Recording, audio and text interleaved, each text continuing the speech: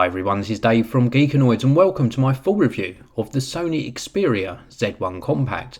This was supplied to us by Clove Technology, a big thank you to them. You can check them out at clove.co.uk. Now I was very surprised by the quality of the Z1 Compact.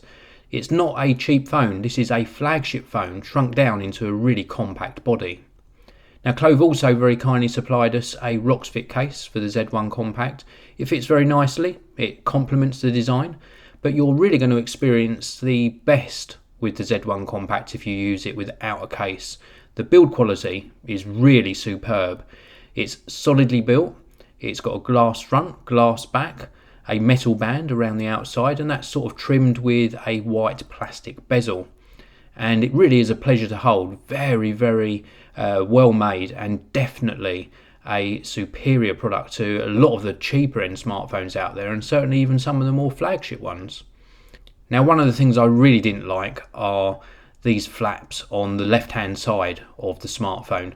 Now they are there for a purpose, they give it its waterproof and dustproof feature, but it just looks very messy.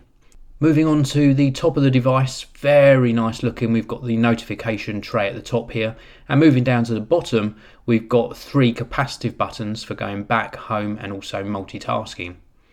The performance on this is very nice, very responsive screen, plenty of apps pre-installed, and of course full access to the Google Play Store.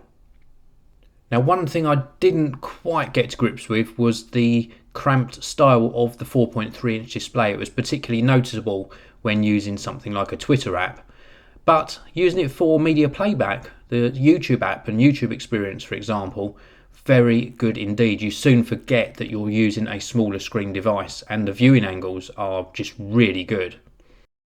The performance with the Geekbench 2 score coming in at 3813 is more than respectable, but forget these numbers. In real world use, the Qualcomm quad-core processor running at 2.2 GHz is more than enough for any task. Battery life, well, I've been easily getting a day between charges. Sony also have this stamina mode which switches off Wi-Fi and mobile data, and you can see here 3 days and 13 hours jumps right up to 10 days and 3 hours when you turn this particular mode on. The camera, this was what most interested me about the Sony Xperia Z1 Compact. 20.7 megapixels, and it really is a good performer. Not so great in low light, but using it in well lit conditions you really get a great amount of detail in your photos, and there are plenty of modes to choose from. You certainly won't be disappointed in this respect. Now you all know that I use Instagram a lot, and the experience on this is equally as good as with my iPhone 5S. In fact, the actual photos, because of that 20.7 megapixel camera, I think surpassed the quality of that from the iPhone 5S. And the experience is just fantastic. Absolutely loved it. Loved every minute of using this for updating my Instagram account. So my final thoughts on the Sony Xperia Z1 Compact. Well, when it comes to apps, you will not be disappointed. The Google Play Store is an equal match for the offering by Apple nowadays, and you're going to have all of the apps you're ever going to need on your smartphone.